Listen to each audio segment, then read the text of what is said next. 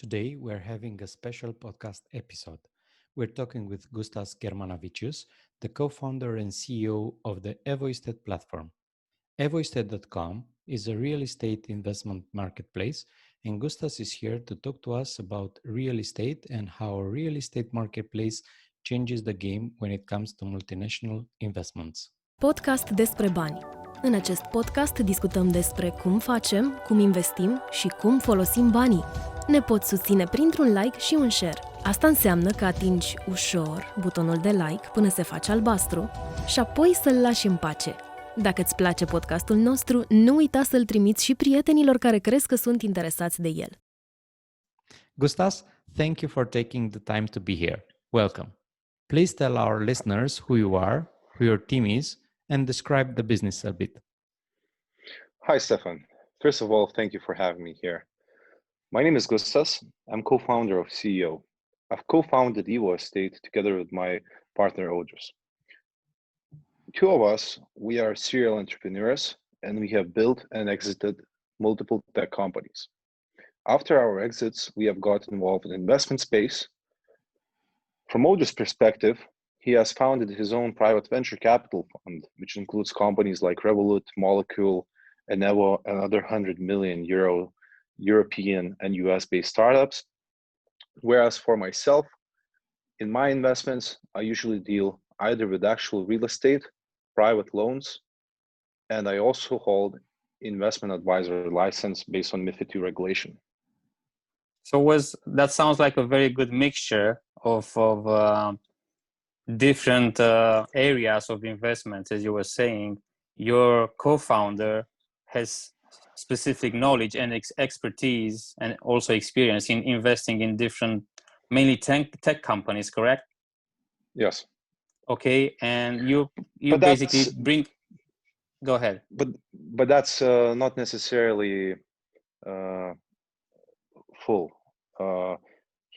I would say that his most notable and the ones that you could really, I would say, put on your LinkedIn profile and show off are the ones are his tech investments. But the two of us, we've been active in real estate crowdfunding space for quite some time now. And I would say that Odris also makes a lot of different investments, but I guess these ones are the one that really stands out in particular. Okay, I thought he's bringing on the table his expertise in tech companies mainly, and you bringing on the table your expertise in real estate. That's why I asked that. But anyhow, yeah. So you both bringing as co-founders, you're both bringing at the table a set of skills both in real estate and tech companies, correct? Correct. Okay. So I would say that the main difference between our skills between the two of us are that Odris is a product person. So Odris gets obsessed about building the product and prioritization and how to make the best possible product the fastest way. Whereas myself, I would say that my biggest skill set is the business development and finding the agreements with the new platforms, analyzing the deals and getting our partnerships going. So I think this is where the main difference between our skill sets are, and this is how our partnership makes these different skill sets combine and work in practice. So given this mix that you talked about, why did you create EvoEstate and what is EvoEstate? Yeah, so I just as I explained earlier, we've been investors ourselves in real estate crowdfunding for quite some time now. Odris in particular, more than 6 years. And basically, when you invest for quite some time in this industry, you begin initially with a single platform, and then you want to diversify.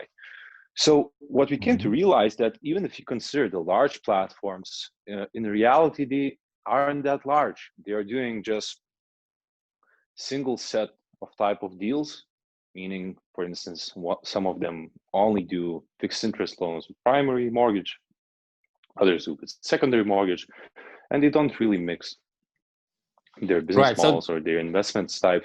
So what we set out to build was a platform which aggregates different platforms, and you don't have to sign up at all at all of those platforms individually, where you could diversify your portfolio in 3 different elements.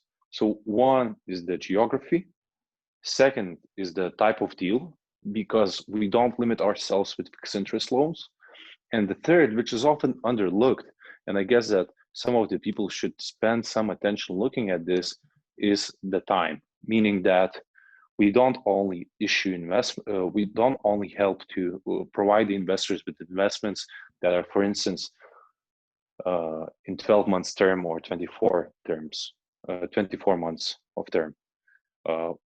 We have investments term ranging from 3 months to 10 years. And I guess this is where the diversification really kicks in. Right, I see. So basically, you started this because you yourself felt the need for such a type of investment or such a vehicle, correct? Exactly. And you didn't find anything in the market at that time? No, not for real estate. We have aggregators for different things, but not for real estate. Are you only working with developers in Europe? We don't work with developers directly because we are an aggregator. We aggregate other platforms' deal flow, meaning that the platforms deal with the borrowers, and we as an aggregator aggregate those platforms' deals. Our platforms works with deals in European Union, and also we had a couple of deals in the United States and Moldova. But the key information here is that all of the deals were facilitated in euros. So although these are different markets, they are still being handled in the euro currency. I understand. Right. So there's no currency risk on behalf or on the side of the investor, right? Because the investor is investing euros and he's paid the profits in euros, correct? So the risk, the currency risk is not on the investor side. He doesn't or she doesn't have to worry about that because that risk is taken by somebody else, correct? Yes, in some way, but in another way, it all depends on the investor and what is his primary currency. Because if his currency of his main net worth is not euro, then he is exposed to a currency risk, which is euro currency. But if we look at broader sense, then yes, the currency risk is mitigated in that example. Yeah, no, I mean, I was referring to the fact that, for example, in Moldova or in US, obviously the investment will be in local currency, right? Either US dollar or I think it's Moldovan leu. Leu, yeah. Right. So that's what I'm talking about. I mean, obviously the investments will be in that specific currency, but then the investor is putting in your platform is putting euros, correct? And that's what I was talking about. Now, if the investor is putting pounds or I don't know, Chinese renminbi or something else, then of course he or she needs to take care of that or take the risk for that. Yes, in those particular examples, when the investments are carried out in euros, the currency risk is being absorbed by the borrower. So it's usually the borrower who takes the currency risk. So investors could be relatively protected. This is very interesting, and I would like to ask you, why would developers would a crowdfunding platform instead of going to a bank for a loan, for example? So there are multiple reasons for that. To better understand this question, we have to look at the industry history of the crowdfunding industry in Europe. The crowdfunding of real estate in Europe began in the early 2010, meaning 2011, 2013.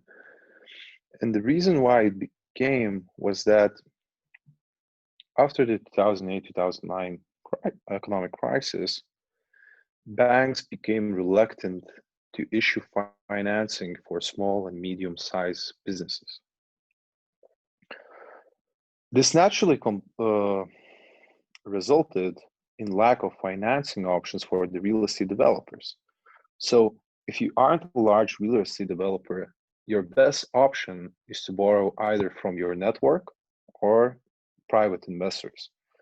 But the Right. I interest agree with that, that. I agree with that totally. yes, but here's the thing that I know that you are based in the UK, so private investors are comfortable with issuing lower interest loans. Whereas the reality across other European states is that the private investors are not satisfied with single digit interest. And usually the interest plus originator fees are usually much lower than the fees that the borrower would pay to the private investor while borrowing the money on the crowdfunding platform. So that's one aspect. Second aspect is simply that some of the borrowers simply don't qualify for the loan at the bank. If you then again, we come back to the same argument that in 2008 2009 economic crisis, there was a lack. The banking policy became much more stricter, meaning that, for instance, if you want to borrow money, like let's say in Baltic states from the bank, you have to have a company which is at least 3 years on making in business. But when And I make say in profit, I business, guess. yeah, exactly. This is what I'm saying. It's not only business; it means 3 years profitable company. So put yourself in the shoes of the developer. How many years do you actually need to work that you become actually profitable company for 3 consecutive years? It takes quite some time. So I guess that there's a significant part of real estate developers that simply don't qualify, or simply banking policy is against borrowing lending capital to the small medium-sized businesses, and that they get left out. So their best alternative option is to borrow through crowdfunding platforms. But even if we look to the data, the total European crowdfunding real estate crowdfunding market size is actually set today for the last year was, I guess, I don't want to, it will be more or less, I now I don't remember this number in exact figures, but it's something about around 1.18 billion euros, 1 billion euros, give or take. Okay. But So if you consider that to real estate lending volumes across all Europe, I guess this number will not even consider to 1%. So I guess this is the market that these platforms are tackling. Okay. So as an investor, how safe is it to use these crowdfunding platforms? You told us why developers go there, why they take a loan on these platforms instead of a bank. How is it for an investor from his point of view? What makes a platform safe? Right. So before going into the safe aspect, I would like to add the fact that indeed any either developer or investor in real estate at some point in time, they face this dilemma. They face this lack of funds. They find deals and they don't have the money, period. So they have to come up a lot of times with creative solutions, and crowdfunding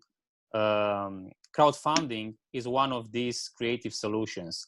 As far as I know, most of the people that I know who are real estate investors or developers, but even investors, they struggle with this, and they have to be very, very creative. I would say this is the biggest problem that a real estate investor has to face at some point in time. So yeah, I totally agree that there's a need for the crowdfunding. There's a need for an alternative for getting to some funds so you can fund your deal.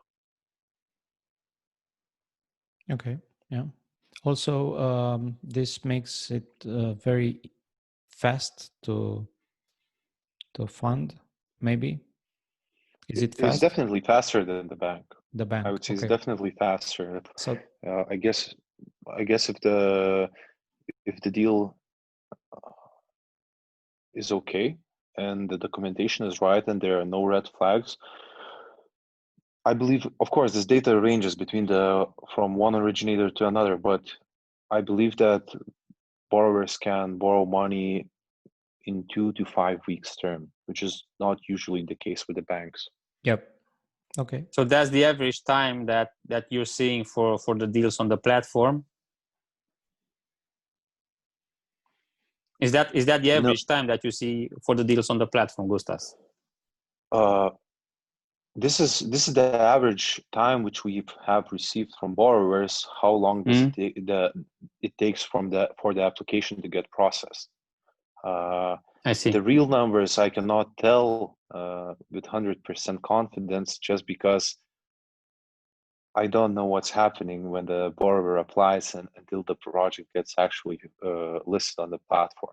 We only get the end result when the project gets listed or prior to launching it on the platform a few days before, just to familiarize and apply risk scoring. I see. Okay.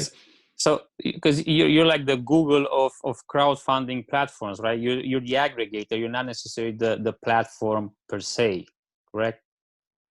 Yeah, you can consider it as like this. Okay. So going back to the investor and why is he safe in this type of investment, can you elaborate a little bit how and why the investor can feel safe when investing in this? I'll probably start this sentence in a popular manner, but I will say that no one can feel safe in making an investment. If you're making an investment, you should be prepared to lose be at least prepared emotionally to lose partial or full investment. Yeah, so no investment is 100% safe. Yes, Okay. It's not safe, and I think that every investment involves risk. The question, of course, how much risk involved, and I think while answering this question, I think this is where real estate crowdfunding comes into place, because in my opinion, where it is really unique is that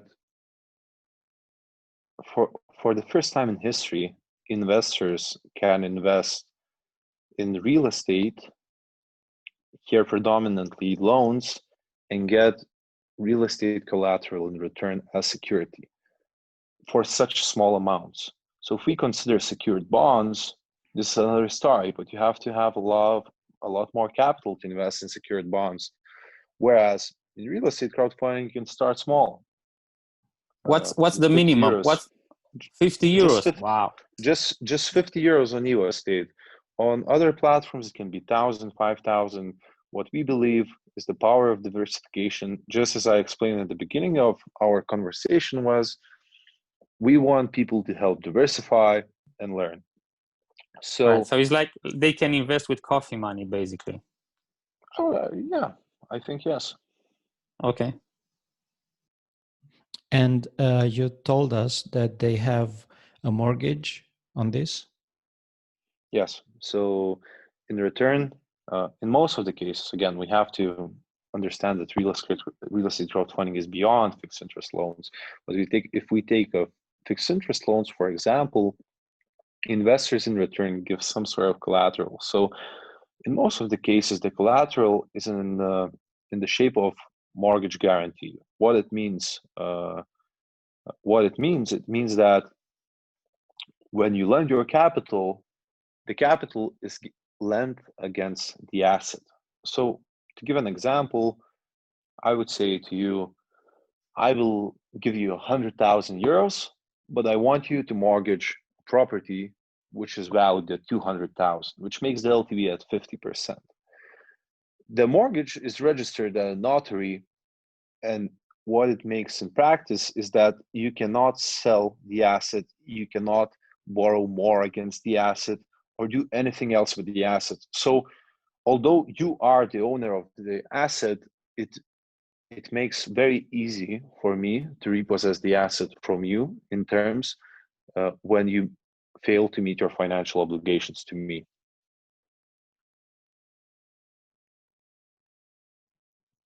I see. Okay. So it's like the same type of guarantee, let's say, the same type of it's the mortgage as a guarantee for the loan, just like any bank loan. But in this case, instead of the bank, is the crowdfunding platform, and or the aggregator platform like you guys? Yeah, we also have to understand that there are other types of guarantees. So one of I just explained what is a mortgage, but we also can have personal guarantee, for example, or some other types of guarantees. So I think every deal is unique, and investors, before making a decision to invest, they have to familiarize themselves with a particular deal and understand what are the risks involved and what are the security measurements, meaning which are helping to reduce the risk. Okay. So, giving all the information you gave us, who do you think should use these platforms?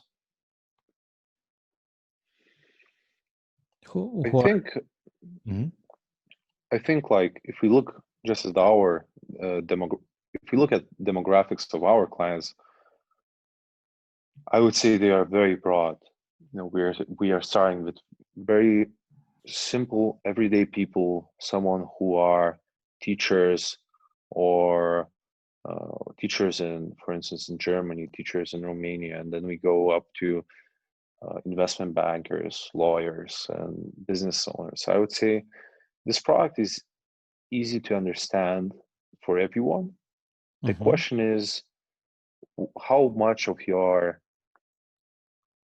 how big of a stake the real estate crowdfunding will take in your asset allocation.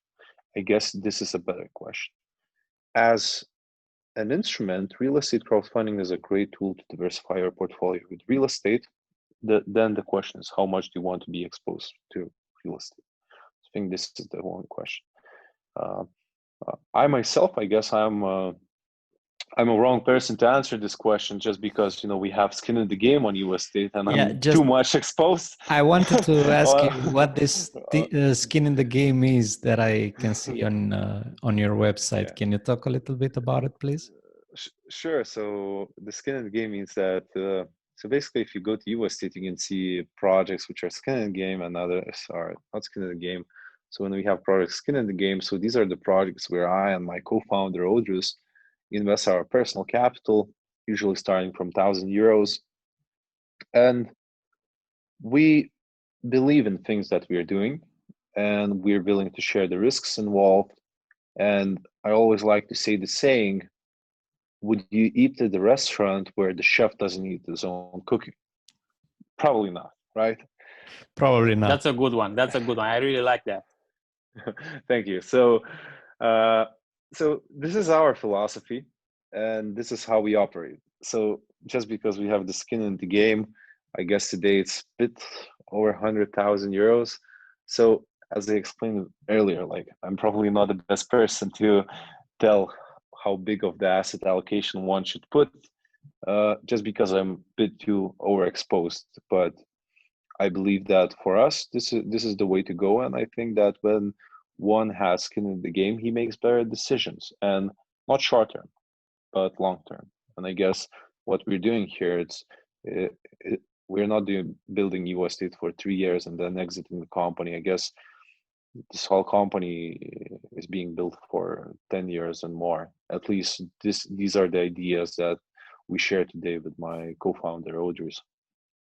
So you're in this for the long term? Yeah. Okay. At least for 10 years, right? At least. Please tell me that, because I put money in your platform. So please tell me that. At least. For sure. Okay. This is our goal. Good.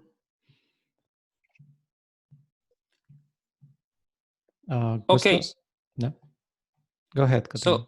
So I think, yeah, the thing that I found interesting about the platform are the thing that Gustas just mentioned earlier, like the fact that when you put money in the platform, you can diversify both geographically, in terms of the type of loans that you can access, and in terms of time. So if you're not feeling comfortable about loaning your money for 10 years, like Gustas said, you can loan them for 1 year or 2 years. What's the minimum period of time that they can loan the money? What's the minimum period of time for the deals on the website, on the platform? Sorry. Gustas? I guess the shortest deal was 4 months in expected 4 months. term, but in the fastest the project was returned, I guess it was a little bit shorter than 1 month, and everyone wanted that situation because usually when you invest in a loan, the borrower takes up this term, which is called minimum loan term.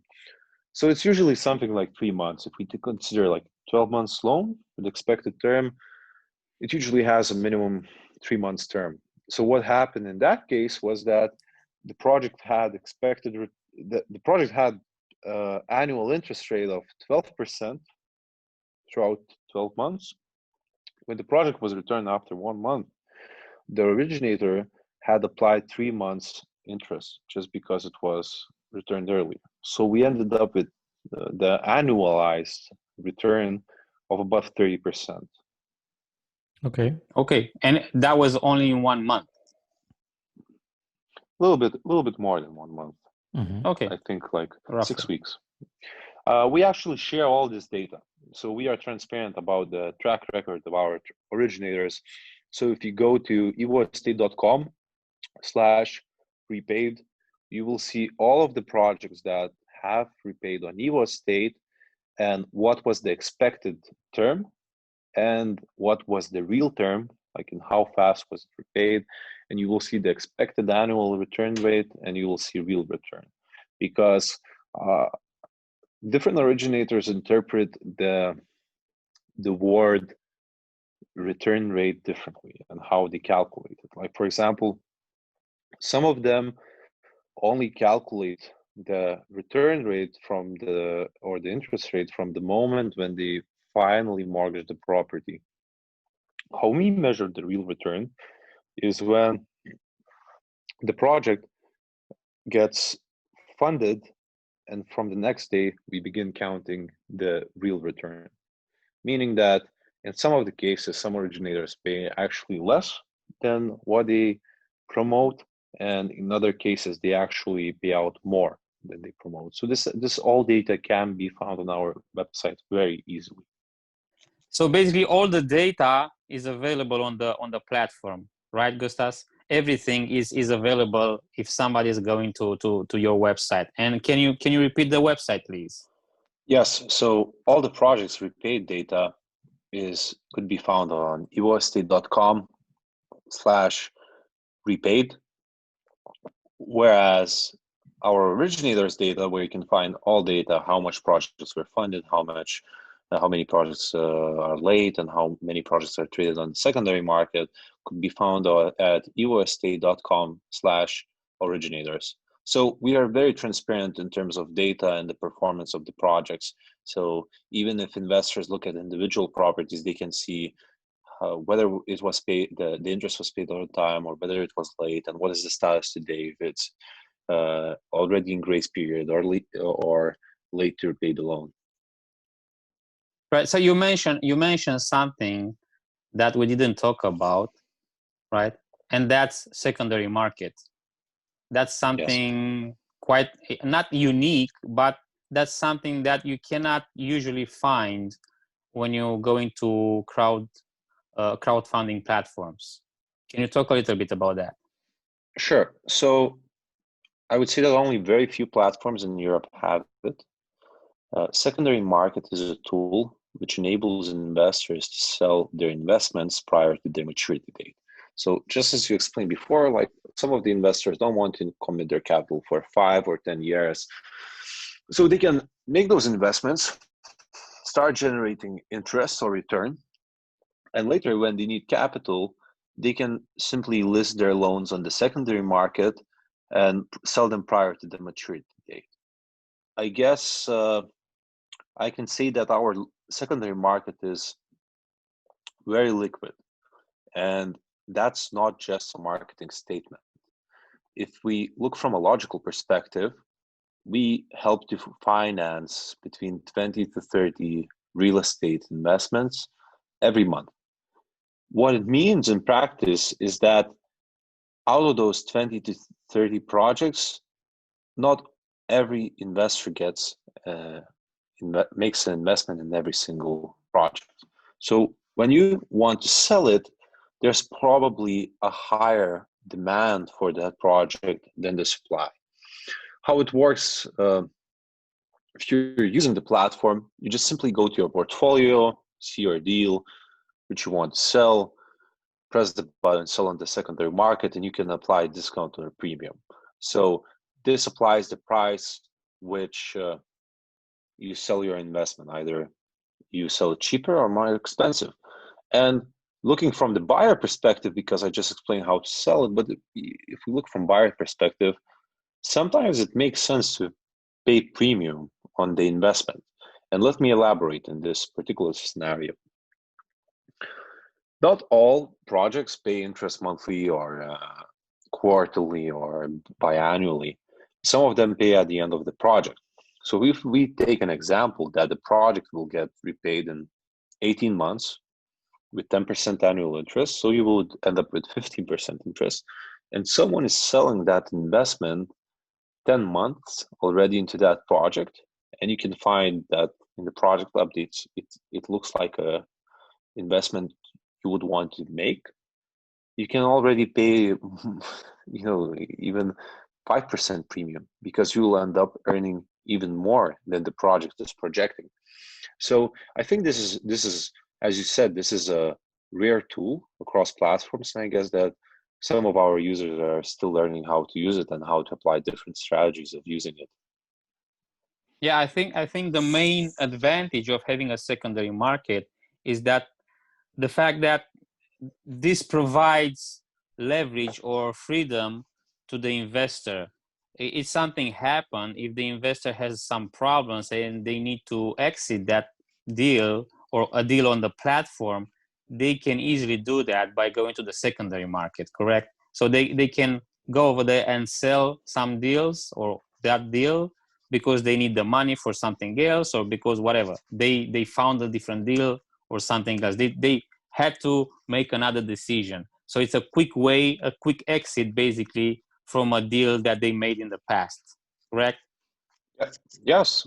And, if we think about real estate in general, historically, real estate has been a very stable asset class.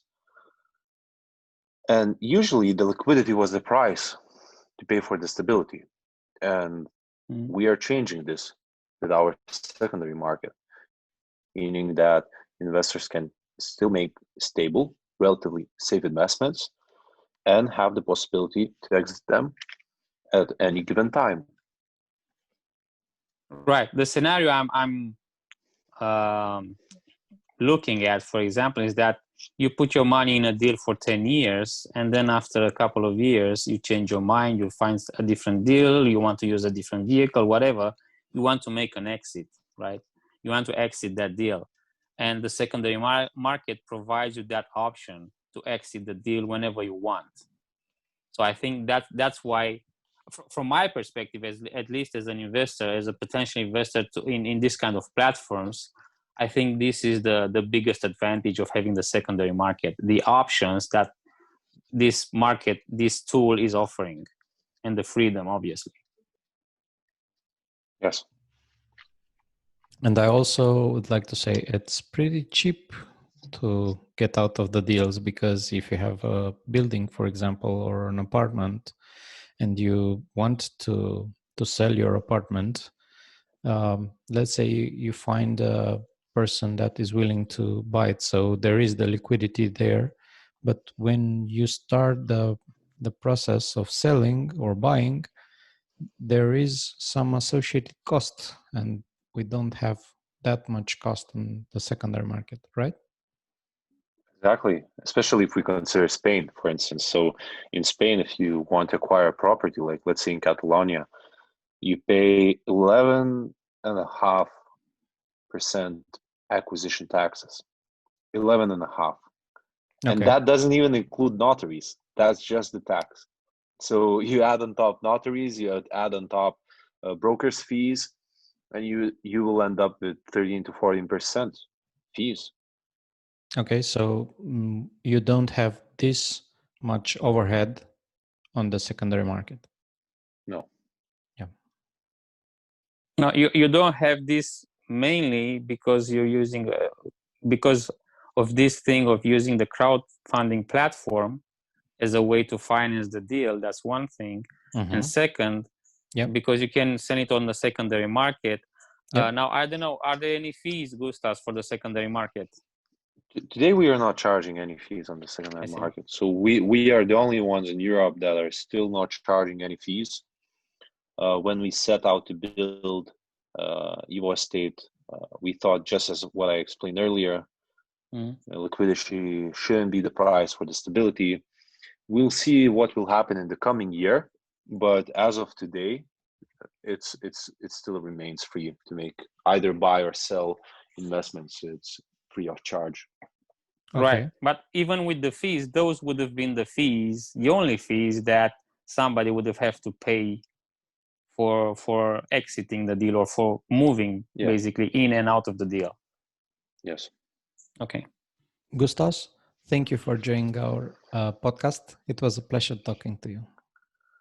Thank you guys for having me. Thank you, Gustas.